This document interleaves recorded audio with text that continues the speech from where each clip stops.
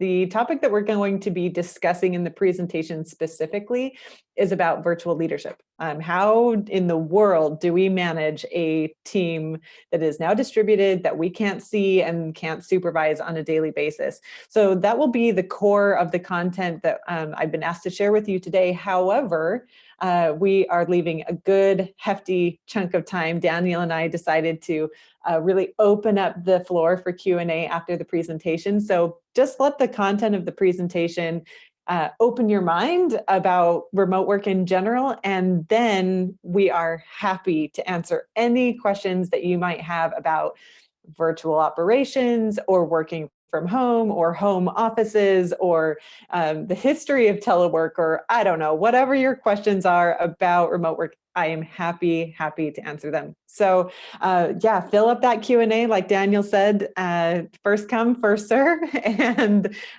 in the meantime, let's go ahead and jump to the presentation.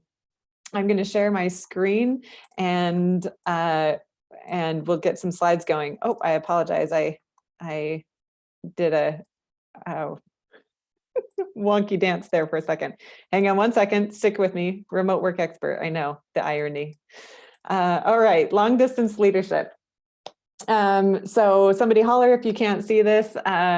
Otherwise, let's jump in and start talking about how do we manage our teams? How can we really build unity, build company culture, streamline teamwork? How do we do all of that when we are in an environment that is completely without any proximity, and more than that, is unexpected? A lot of companies, probably a lot of yours, have been saying, well, okay, we work remotely every once in a while, right? As needed. If I'm on the road for attending a conference, or if I have a sick day, yeah, okay, I'll work remotely. But allowing somebody to work from a different location is much different than optimizing performance as a distributed team. So how do we update our mindset and really move from, okay, I've changed location, into we've changed the way that we work together as a team? First, let me give a quick introduction of who I am and why I'm the one presenting this information to you. So my name is Laurel Farrer. I am the CEO and founder of Distribute Consulting, which is the world's premier consulting firm specializing exclusively in remote work. We work with Fortune 500 companies and governments all over the world. And I personally have been building virtual companies for the past 14 years. So this is something I'm deeply familiar with. I'm a remote work nerd through and through. I'm also the founder of the Remote Work Association, and I also write about remote work for Forbes magazine. So like I said, I'm pretty deep in this topic, and I am happy to answer any questions that you have.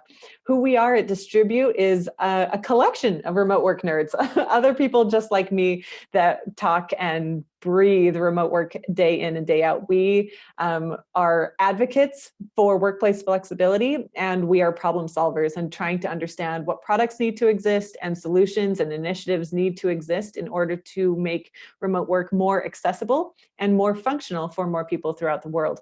So we do that by facilitating change management and actually helping companies convert their infrastructures from physical to virtual. We also do strategic design and research, which means we design socioeconomic initiatives that leverage virtual jobs as a solution for things like diversity and inclusion or environmental sustainability, or economic development. And then finally, we also advise companies on their products about remote work. So we now have pretty staggering statistics in which 1 in 3 people will continue to work remotely post-COVID. That is a very large jump in the year 2020. So we have this hyper growth of the industry, and we have a lot of catching up to do because the technology and the industry of remote work expanded and developed by 10 years in the span of only 2 weeks here in 2020. And so there's a lot of tools that need to exist, a lot of technology, a lot of modalities, a lot of just information that needs to exist to support this scale of virtual workforces that doesn't yet. And so we help with that as well. So you are probably going to hear from me and my team quite a bit over the next few years, but let's go ahead and get the conversation started right now by just understanding that what remote work is and where it came from, because a lot of people are feeling very nervous about leaning on remote work as a long-term solution because they feel like it's this Silicon Valley trend, right? Like, oh yeah, there's a few tech companies in the world that are heavily remote, and but can we really put the hands of our national and international economies into a Silicon Valley trend? Like, I don't know if this is wise. So this is where it's good to take a step back and have a quick reality check about the history of remote work. That co-located spaces have existed since the Industrial Revolution. That's where centralized workplaces, typically factories, where people came together in order to produce a product together. And that existed for hundreds of years. So there's a lot of history that we are trying to unlearn or expand upon in a new way of working. So hundreds of years of co-located spaces. But then we do have a half of a century of telework or telecommunications or virtual workplaces. We have 50 years of this. Now, that is just a tiny bit of amount of time in terms of, you know, the history of business. However, it's much longer than most people think. So this isn't a Silicon Valley trend that's only existed for the past 10 or 20 years. This is something that has been utilized by some of the largest companies in the world for over half of a century. So we do have great learning, great case studies of what to do and what not to do when managing remote workers.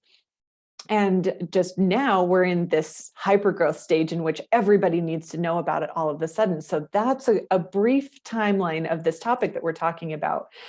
So to recap, the several hundred years from the Industrial Revolution to now was all based on optimizing physical workplaces, right? So all of the elements in this co-located work environment were all physical. We had physical products, physical people, physical equipment, physical processes, everything was physical.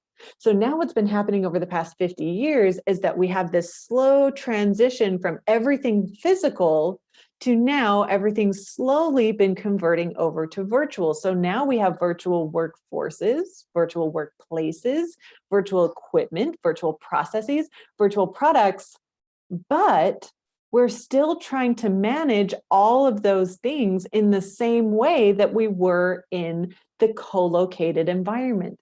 And this is why virtual leadership is such a tough topic, because we're stressing about things like, well, I can't see my team. How am I supposed to manage them if I can't see them? But we have to remember that seeing a product or seeing a worker in action is a derivative of that co-located work environment. It's a habit from hundreds and hundreds of years of the way that business has been done.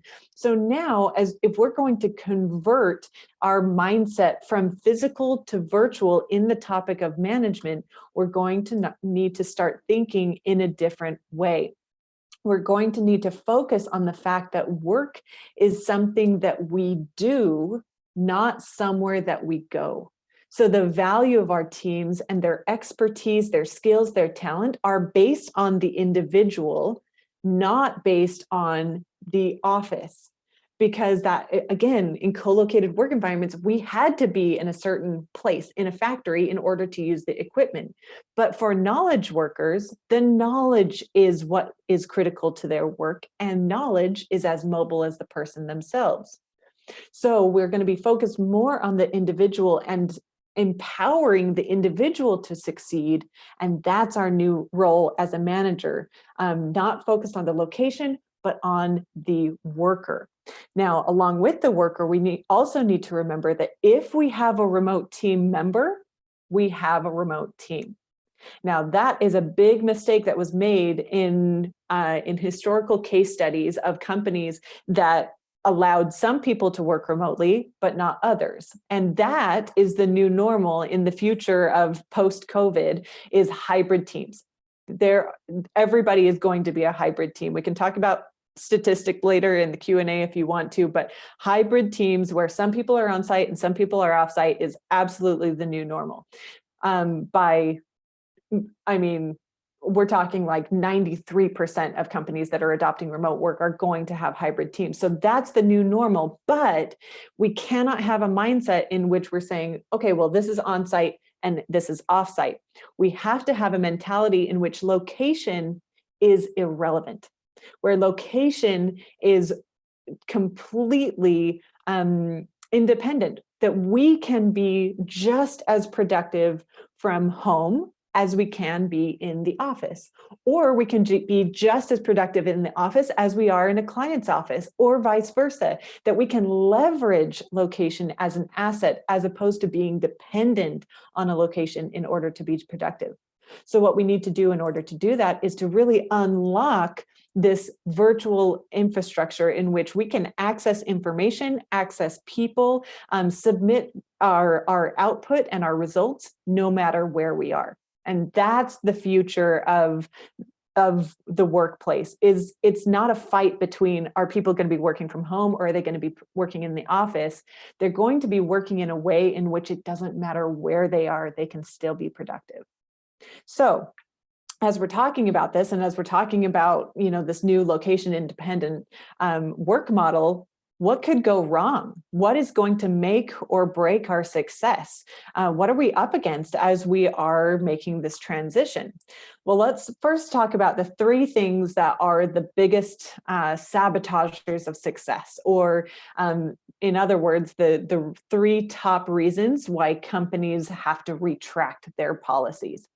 The first one is burnout. And I'm sure that we have all experienced this individually as well as collectively this year, because burnout is not just a high risk, it's an inevitability because of the social context that we're living in this year. Burnout is a high risk for remote workers, no matter what. But when you compound all of the social stress that we're going through this year of, racial injustice, international pandemic, national economic recession, all of those factors are adding to our stress. And so we're working in a high risk environment anyway, and then adding that social stress, we are going to burn out. Your people are going to burn out. It's inevitable. But let's talk about it in just the context of remote work for just a minute. So when people convert to remote work, any of you that are managers understand the stress of, oh my word, are my people going to keep working, right? I don't know if they're going to work without me supervising them. I believe that all of my people are going to go home and they're going to watch Netflix and take naps all day long. And that's what the very pessimistic conclusion that we jump to as managers. However, the irony of that mentality and that fear is that the opposite is actually true.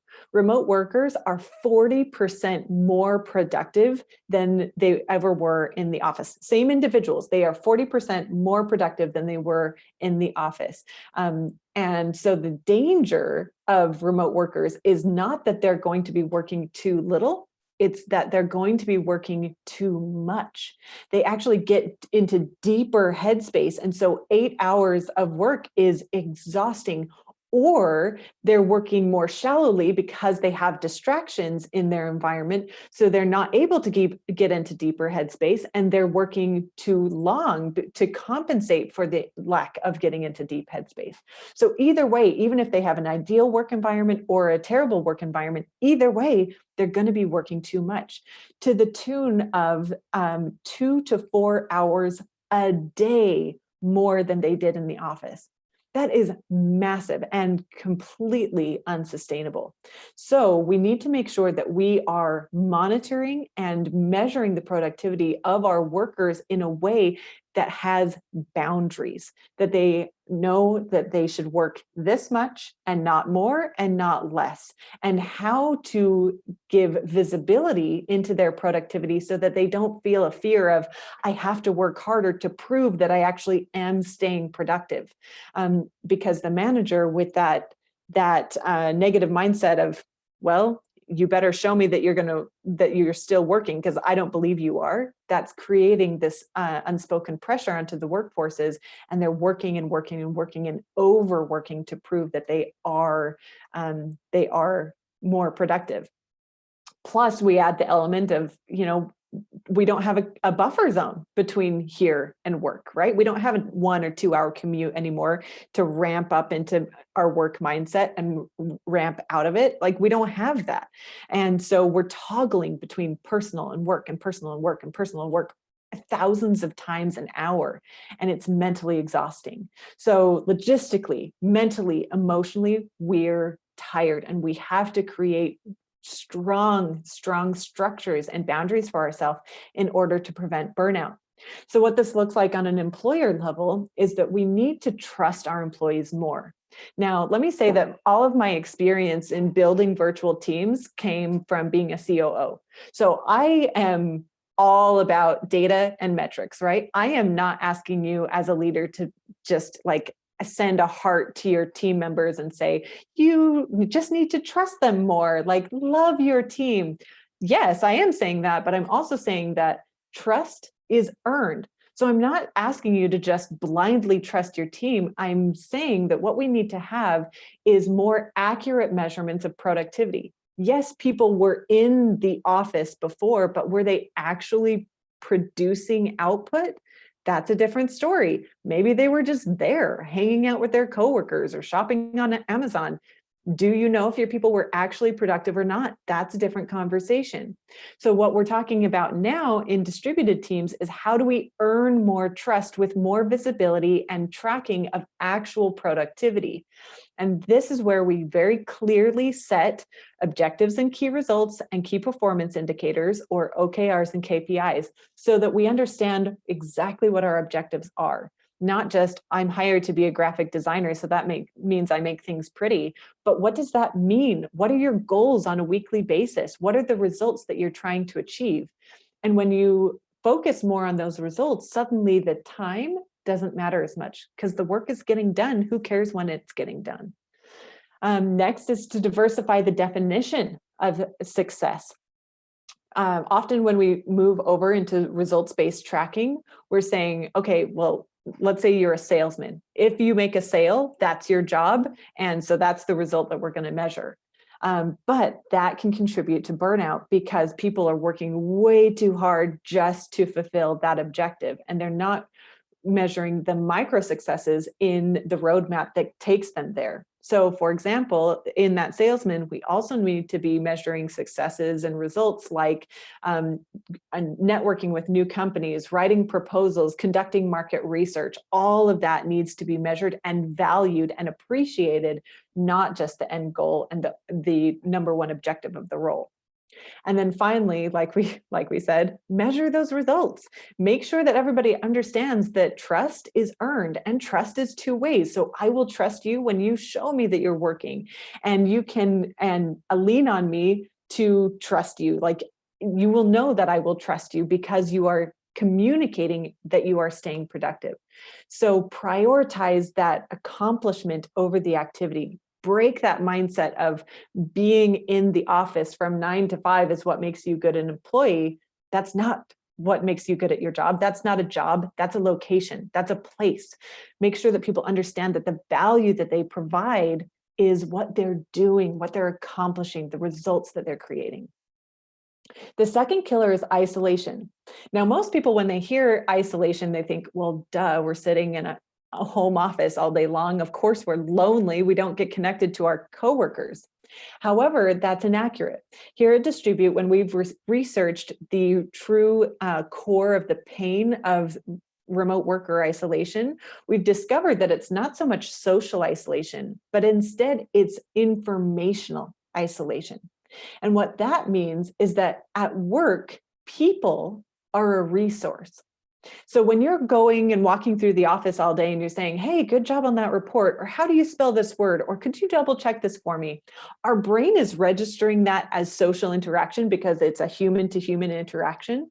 However, what it actually is a professional interaction, because all of the responses that we're getting from those people are enabling us to do our job better. So when we're feeling disconnected from our coworkers, we're feeling disconnected from the ability to do our job well.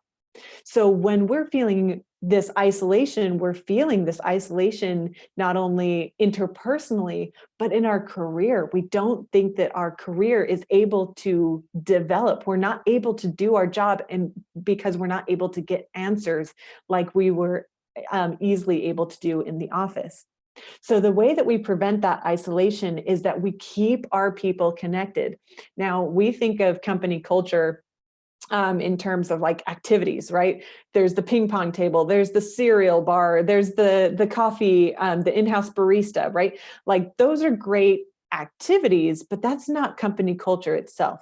Culture is where people feel connected. They feel like they're a part of something. It's a resonation to a personality. So that's the mission and the vision and the values of your company, and people connecting to each other because they connect to that mission, vision, and values. So the more that we can strengthen that culture, the more that people will gather together and unify over that culture, both professionally as well as personally. So we want to create the space for that to happen. We need to provide consistent interactions with each other, not quantity, right? We don't need to jump into Zoom fatigue and have meetings all day, every day, in order to replicate the feeling of being together in an office. We just need to make sure that our interactions are consistent and valuable so that we don't feel cut off. We don't feel isolated. We know the next time we're going to see one of our team members. We know the next time we can get a question answered. We know the next time that we'll get support. That consistency is critical. We also ironically, need to be much, much more human in a digital world. Because the more that we emotionally distance ourselves from our coworkers and reduce our need and reliance on emotional intelligence, the more isolated and misunderstood and frustrated and disloyal our employees will feel. And that converts into turnover rate. So we want to make sure that people feel understood and appreciated and heard. And that means we need to have much, much more empathy in our conversations, in our meetings, in our workflows than we ever did before. And then finally, we just need to be more transparent. I have a saying in which in remote work, over communication is just communication. And that means we don't have as much nonverbal communication and body language in order to communicate things for us. And so if we think, oh, yeah, people know that they're loved because we throw a birthday party for them in the break room. Is that actually communicating that to them? Not so much. Maybe it is, maybe it's not. However, is there any room for misinterpretation if you have a one-to-one meeting with someone and you say, you are crushing it. I absolutely value everything that you bring to this team. We couldn't do it without you. And you give them very specific positive feedback on their performance. Is there any room for misinterpretation there? No. They know that they're a part of something special, and they know that their value is seen and recognized. All right, the third killer is micromanagement. And I should say mismanagement, because typically what happens with managers when they convert to remote work is one of two polar opposites. One is that they say, I have to see everything that they're doing, right? So monitoring software really comes into play in unhealthy ways, or that they're calling each other every 30 minutes and saying, what have you been working on for the past 30 minutes? And no, that's not a joke. Those are actually clients. There's this very extreme polarization to over controlling supervision or micromanagement. On the other hand, there's also a type of manager that will say, well, I can't see you, you're on your own. Like, to each his own, make sure that the results are turned in by the deadline. That's all I care about. And that sounds like results-based tracking, but it's not. There's no leadership in that. That's just monitoring. That's project management. That's not team leadership. So what we need is something in between, in which we are allowing and enforcing autonomy without abandonment. So what we want to do to stay connected to our teams without being a micromanager is to communicate more transparently, more consistently, and more frequently than we may be used to, but in a way that still empowers that employee to be a self-manager, because they are on their own. They need to do their own critical thinking. They need to do their own project management. They need to do their own task prioritization. That's up to them, because they don't have anyone around them. They can't be dependent on you.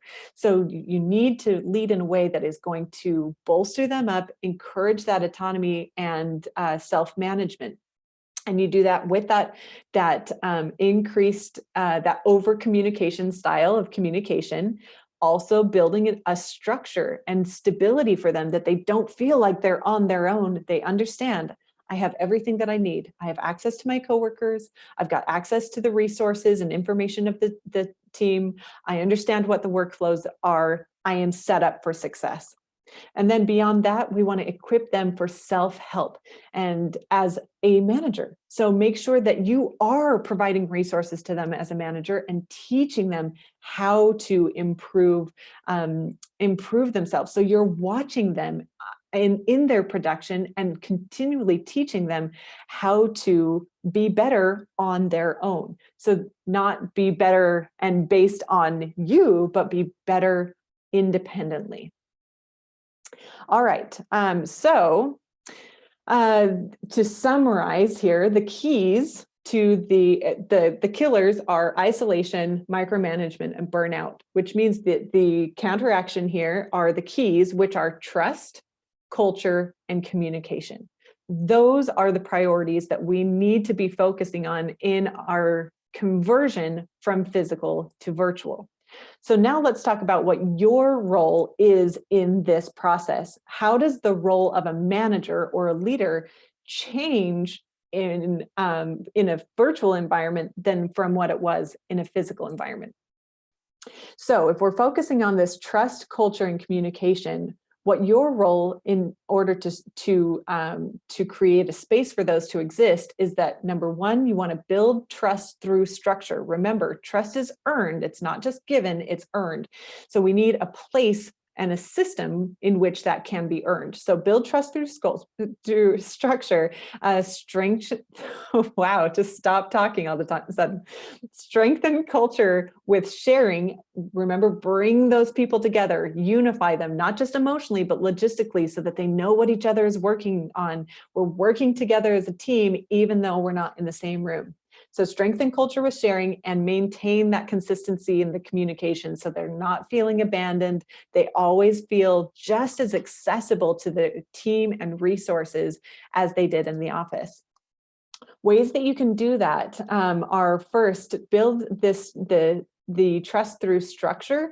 Again, we want to provide some specific training on autonomy so that people understand how to be self-managers. They're not dependent on people around them or on a manager supervising them in order to be successful.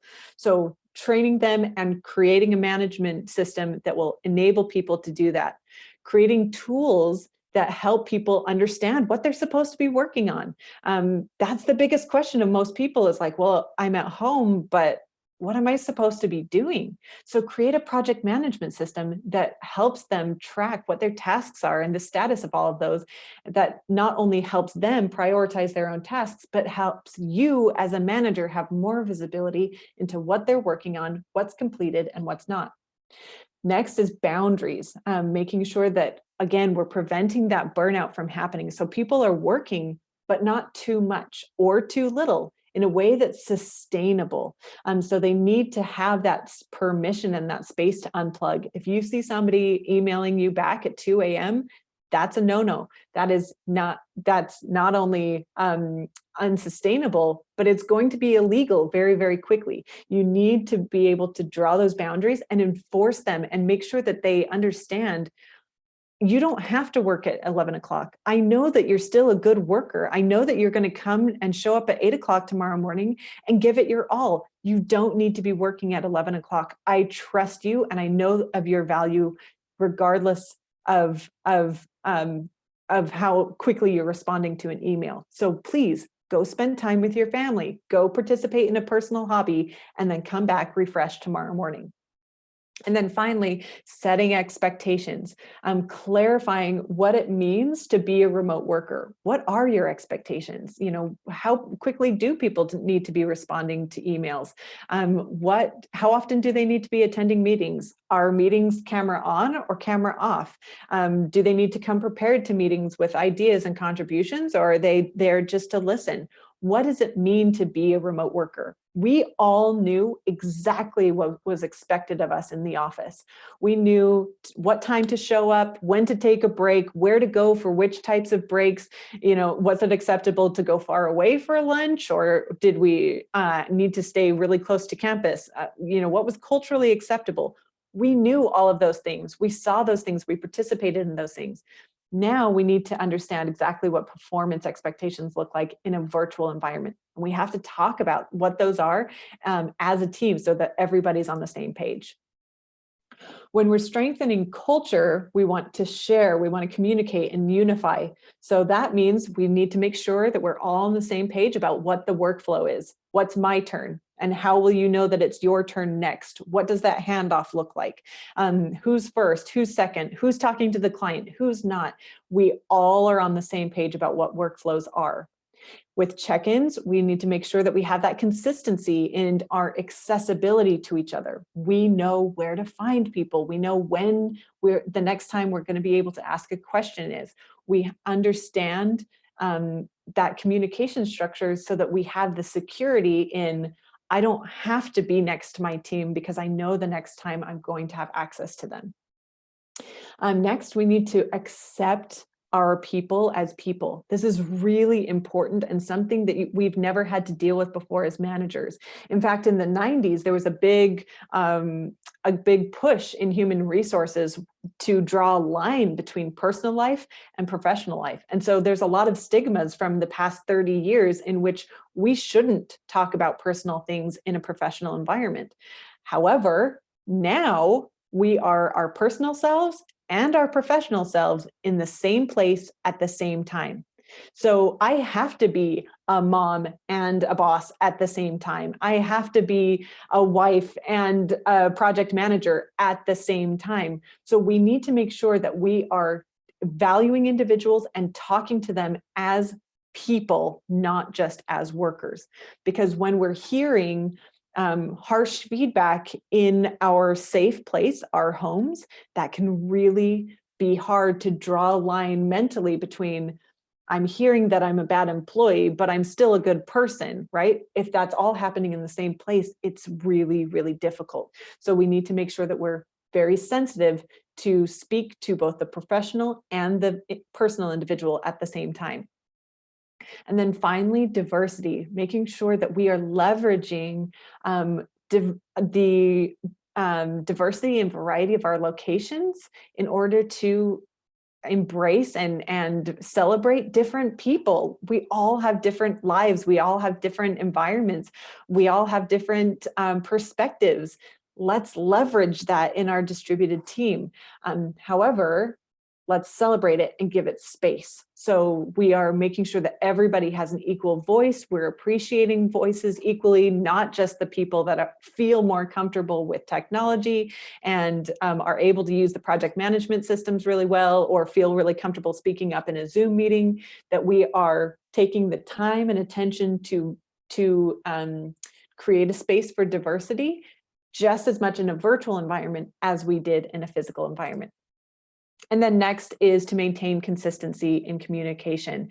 Again, create those rituals, create those regular touch points where people know that they've got access to you and to each other consistently. Same thing with resources. Are there any files or handbooks or equipment or tools that have been in the office that aren't accessible? If so, how are we going to make sure that everything is digitized so that there's really not a need to go into the office? or that it's very clear if you need to do A, B, and C, that's when you go into the office. Otherwise, you can work from home or co-working space. We don't care. Next is transparency. Again, over communication is just communication. We don't have the benefit of body language and nonverbal communication to know when somebody is offended or hurt or frustrated. We're not going to be able to see them crying at their desk or stomping out of the conference room. We can't see those things. So we just have to communicate much, much more transparently than we're used to. And just saying, hey, it seems like you're having a bad day. Is everything okay? Is there anything I can do to help? It's a much, much more vulnerable style of management than we may be accustomed to. And then finally, streamlining, making sure that everybody's in the same place at the same time. Work still needs a place. So we're not going to be in the same physical place or the same office during office hours anymore. But that doesn't mean that we're going to be scattered all over the internet. We still need to be unified. So making sure that people are on the same channels, that time zones are coordinated, and that we are using the same channels in the same way. If somebody texts me, what does that mean? Does it mean that it was a personal message that they didn't feel comfortable asking in a work environment? Or does that mean, hey, I haven't been able to get a hold of you on Slack or Teams or email. I need to talk to you right now. Like, what does it mean? You've got to have that communication charter to identify which channels should be used at what times. All right. Let's narrow this down a little bit more and identify what does this look like in actionable terms. These are great theories, but in terms of you and your to-do list as a manager, as a leader, as a coworker, what does this look like? Well, basically on a daily basis, now this is best practices, right? This is not a tried and true structure. This is rule of thumb. Basically, on a daily basis, we should be somehow checking the temperature of each of our team members. How are you doing? Is there anything that you need? Are you feeling really stressed? Are you feeling calm? Somehow checking on their temperature. There's tools that will do this for you, tools like 15.5, Culture Amp, Microsoft Teams is rolling out a functionality soon. There's ways of people just asynchronously, quickly raising their hand, hey, I need some help, or no, I'm good. But in some way, just know how your team members are doing every day. Monitor their tasks. Again, this is easy to do with project management system. Know what they are working on and what their highest priorities are, because if you don't know, they don't know. So you've got to make sure that you're both on the same page about that. And then also staying available for contact. Maybe you've got some time blocked out for office hours, or people know that you are online early in the morning or late at night or whatever, but somehow make sure that you as a leader, as a manager, as a friend, as a coworker are available when people need help. Next is on a weekly basis, keep people in the loop. There needs to be some type of team sync one way or another. Maybe it's asynchronous and you're just sharing information with them, or maybe everybody's getting together in a synchronous meeting and a video call or something, but somehow you need to unify together as a team at least once a week so everybody's on the same page. And also creating some space for some casual chats. I like to say that if you can't talk about puppy, you can't talk about profits. And so you're not going to be able to have a high pressure efficiency if you are not able to have a good conversation just as individuals. So please make sure that you are still allowing time for casual conversations like, hey, how was the soccer game? And hey, I saw that video on Instagram, your daughter's so cute, or whatever. You're still allowing time for those things to happen so that people get to know each other, they get to know their dynamics of how to work with each other and their quirks of their communication style, so that when there's a high risk, urgent project for you all to work on together, you know how to communicate together. Next is on a monthly basis. On a monthly basis, you want to be checking in at least once with each of your team members, giving them some one-to-one time. This is, we used to do drive-bys in the offices, just, stopping by their cubicle and being like, hey, how's it going? I haven't talked for a while. Scheduling a one-to-one with each team member is the same thing as doing that, saying, hey, I just want to make sure that you know that I see you, and give us a safe place to talk about things that you may not feel comfortable talking about in front of everybody else. So having a one-to-one at least once a month, having some type of culture building activity, again, creating that space for group culture to be developed, and then sharing progress reports, making sure that people see their progress is a unique task, or what am I trying to say? Uniquely beneficial in remote work, because when our environment doesn't change, it's easy to feel like we haven't changed, that we're just sitting at home all day, every day, and we're not actually doing anything. And that creates problems with depression, with career stagnancy, and with imposter syndrome. So we want to make sure that people recognize how much they're doing and how much they're progressing. So sharing progress reports and making output and results visible in some way is a really great strategy.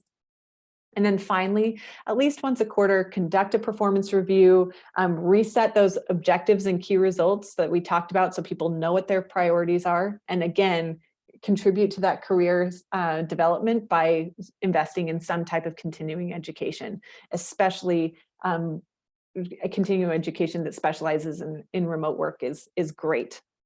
All right, so last section, consider this a final call for Q&A here in the next couple of minutes. So if you have any questions that haven't been answered or that this content has prompted for you, go ahead and pop it in Q&A. It looks like we've got a good queue lined up, so we'll make sure that we get through as many of those as possible. So next steps. If you don't do anything else, I would say start with these 3 things. This can be your first step in really optimizing your performance and your job description as a newly virtual leader.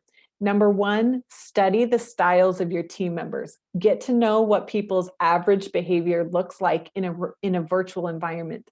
Again, we knew what people acted like on average in the office. We knew who was bubbly and who was reserved. We knew who spent a lot of time at their desk and who spent a lot of time in the hallway.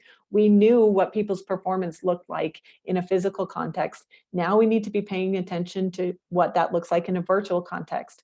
Who's posting a lot on Slack and Teams, who's not, who's really vocal during meetings and who's not, who prefers to have a meeting, who prefers to send a message, who is feeling really lonely and socially disconnected and who's not, all of those need to be considered. And so that you understand what average behavior looks like, so that you as a leader understand when something's going right and something's going wrong.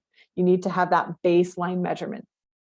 Next, activate that autonomy. Make sure that you are not managing in a way that is dependent on you, that you are encouraging self-management and really optimizing and encouraging soft skills like accountability and critical thinking and communication so that people can be more independent. And then finally, strengthen up that structure. Again, work still needs a place. So we need a virtual office of tools and workflows and processes that will create that system and that place for interactions to be happening digitally. So make sure that your communication channels are solid. You've got all of the virtual tools that you need to create a virtual office. You've got a structured meeting schedule and rituals, and you understand when those interpersonal activities are happening.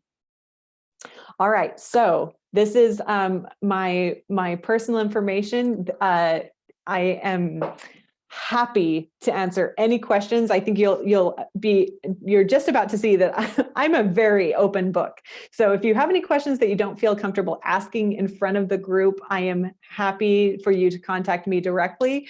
Otherwise, I'll go ahead and stop sharing my screen. And Daniel, I think we're ready to jump into Q&A. Awesome. I just want to say I've really enjoyed everything you've covered so far.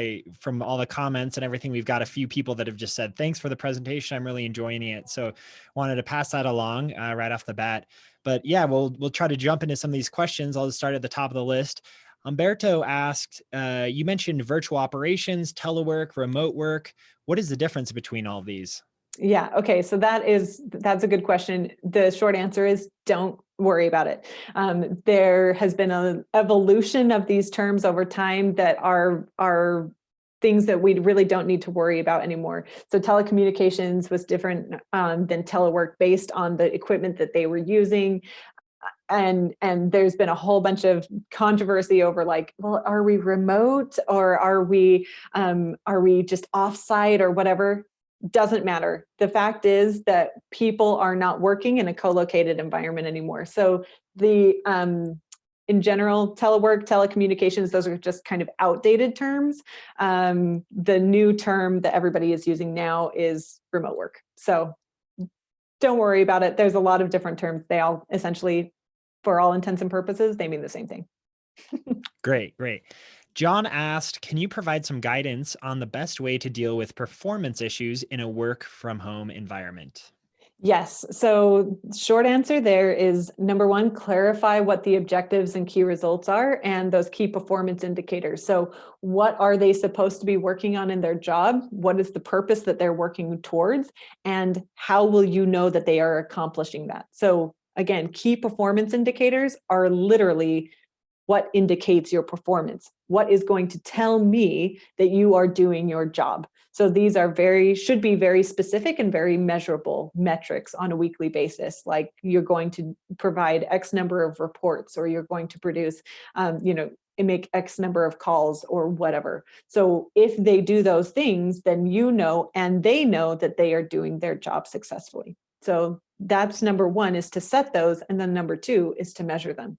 Make sure that there's a way, maybe they're submitting an email report every week, or you're using a project management software or something, but set the goals and then measure them. And that puts you both on the same page about, I'm not the big bad manager here that's saying, I don't think that you're doing your job well. They know if they're doing their job well or not, because they are fulfilling the checklist that they've been provided. Awesome. That's great.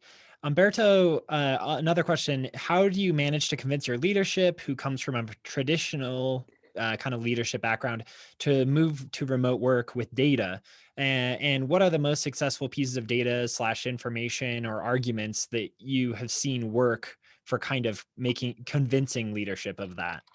Yes, this is a good one. So the good news is that this used to be much, much harder because I'm multitasking because I'm going to pop an article into chat that will help you guys with this. This is one of my Forbes articles. So that's in chat now. But the good news is that it used to be much harder because the companies and leadership would say, no, that's just not possible for us, right? And you couldn't really fight that very well, because it was like, well, maybe they know something that I don't know. However, for the past 9 months, if you've been working remotely, it's possible. It's possible for you to keep working remotely more long-term, because you already have. So that excuse of, well, it's not possible for us, just pulled the rug right out from under them, because you've proved that it was possible. So when you're going into that conversation, if you are talking about the personal benefits of how it's going to improve your life to be a remote worker, that's incompatible with their decision-making matrices and systems.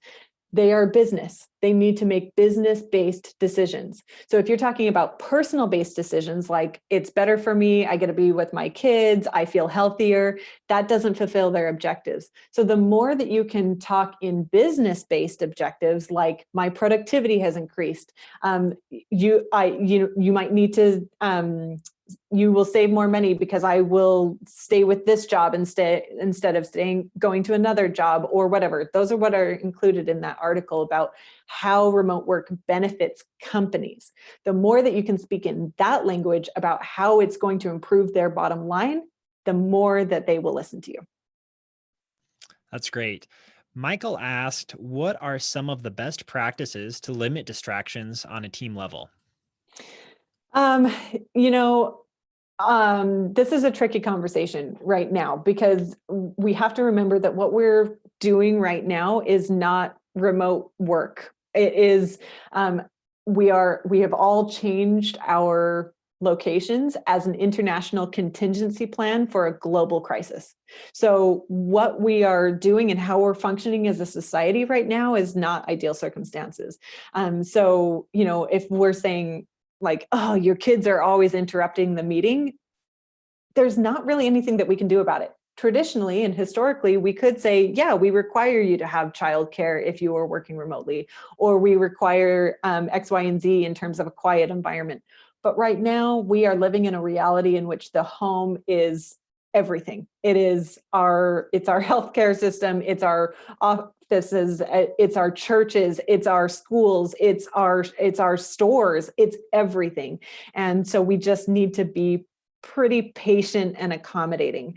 So that's step one, is to just, as much as possible, let it go.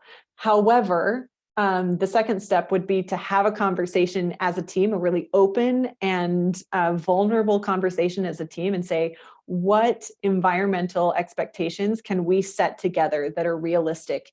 And you can say, all right, we all agree that during calls, if there is a call between 1 and 4 p.m. Eastern time, we all agree that we will not be interrupted, and we will make the necessary arrangements for that to happen. Or we all agree for that we don't care. Like if a kid interrupts, so be it. And we'll say hi and we'll learn their names or whatever, but you have that conversation as a team, just so everybody's on the same page. It doesn't necessarily matter what the end results are, as long as you all agree to them. That's great. Dave's question: as we do remote meetings, camera usage has been a problem, as we have seen instances of mistakes by employees, etc. I personally don't need to see my employee's face or hair done, or backgrounds, all kind of that stuff that you see. But I get the pressure during some meetings to have cameras on. What have you seen as kind of a best practice? And they acknowledge this is kind of a loaded question. Yeah, it is a loaded question. So again, the ultimate end goal of whether your camera's on or camera's off, that doesn't matter as much as you all agree to the same thing. So if you are all working cameras off, you will all communicate in the same way, in which you're using things like your tone and inflection in order to communicate more effectively. The problem happens when somebody's trying to communicate more visually, somebody else is trying to communicate more verbally, and there's a disconnection. So as long as you're all agreeing to the same communication channel as a team, that's the most important thing. However, I will also supplement that with the fact that in the remote work world of companies that have been doing this either at scale or for a long period of time, cameras on is the default. It is the best practice, because it does solicit communication. It makes it that much more easy, right? You can kind of anticipate each other, like I'm about to say something because I see somebody's taking themselves off of mute, and they lean closer to the camera, and you can see when somebody's like frustrated and annoyed or multitasking, or they're like fully engaged. So it just provides one more sense of normalcy of reading people and understanding nonverbal communication, like we were used to in an office. So it's there, it's helpful to have, but it's not necessary. That's great. Celine asks, remote work can add delays to technical teams as you kind of lose the benefits of water cooler chat. How can we foster conversation that kind of will lead to brainstorms and ideas with remote work without kind of overwhelming people with meetings, scheduling brainstorm meetings, etc.? Any tips for international teams where everyone is working at a different time zone? So I guess kind of two separate but related questions there. Mm-hmm. Yeah, time zones there's a lot of information out there. You can Google it on how teams like Buffer and Automatic and Envision and GitLab all work asynchronously. Asynchronous communication is that buzzword that you really want to put into that Google search of how do you maintain consistency, maintain teamwork in a way that isn't required to be synchronous or based on proximity. So rabbit hole into asynchronous communication, and get back to me if you have more questions about that. In terms of culture development and creating space for that interpersonal conversation, the easiest way is to just create the space for that. So, schedule a meeting once a month or once a week that is like, hey, we're going to get together and we're going to talk about anything other than work. And that's a good first step. But then there are more fun things that you can do. You can be having parties. You can be having Donut app is a really common one that randomly pairs two people together, like recreating a spontaneous hallway conversation. There's games, and again, that's another rabbit hole that you could go into with a good Google search. However, don't let the tools be distracting from the actual objective of just talking to people, just creating a space for human to human interaction. Like, how are you doing? How are you feeling? That's super fun. And just creating that space. Maybe it's 5 or 10 minutes at the beginning of an agenda. Maybe it's like a Friday wind down call. However you want to do it is up to you, but just creating the space. That's great. I think I'm looking at the clock. I don't want to, go over the hour here. I know everyone has probably maybe other Zoom meetings to jump on to. But one thing really quick, I just double checked and I got the Forbes article you referenced. It looks like that wasn't showing up for some people, so it should show up now if you want that. I also just want to remind everyone, we are recording today's presentation, and we've had a lot of people like, I want to rewatch this, or can you send me slides? And so we'll kind of bundle up some of the resources and stuff and send those over, ideally in the next 24 hours. And Laurel, I just wanted to give you an opportunity. Once again, I don't want to take up too much more of your time. I know you've got more going on this afternoon. But do you maybe want to share like one final takeaway or one final thing for everyone to think about as they hop off today? Yeah, first, feel free to contact me directly. If we didn't get to your question, I'm happy to still answer all of those questions for you. So you can find me on social media or email me directly. Happy to continue the conversation. But in general, I think it's really important for our world to understand what an opportunity remote work is. Daniel, you and I had a great conversation before we started about just the more that we open our minds to this, the more that we can see the impact of remote work. We've come into this very unexpected as a shared society, right? Like, we're all working remotely very unexpectedly. And so it's very easy to feel that this was pushed on us. And we're saying, oh, I miss how it was before. And I miss this, and I'm frustrated by this. And so we're feeling very oppressed in a way. However, if we can shift our mindset, just take a step back and say, wait a second, this is an opportunity. This is an opportunity for me individually to have more control over my schedule than I ever have before. I can finally exercise regularly and eat healthy without being tempted by fast food on the way home. I can spend more time with my kids. I can have time for the hobby that I have been wanting to develop. Like, we can see this as an opportunity to really reset and restructure our lives in an unprecedented way.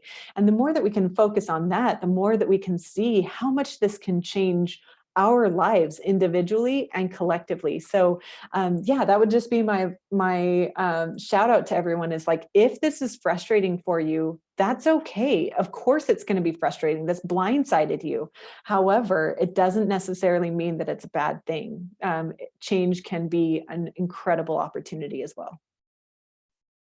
That's so great. Great words to end on. Thanks again to everyone for joining us today. Keep an eye out for that email, and everyone have a great rest of their day.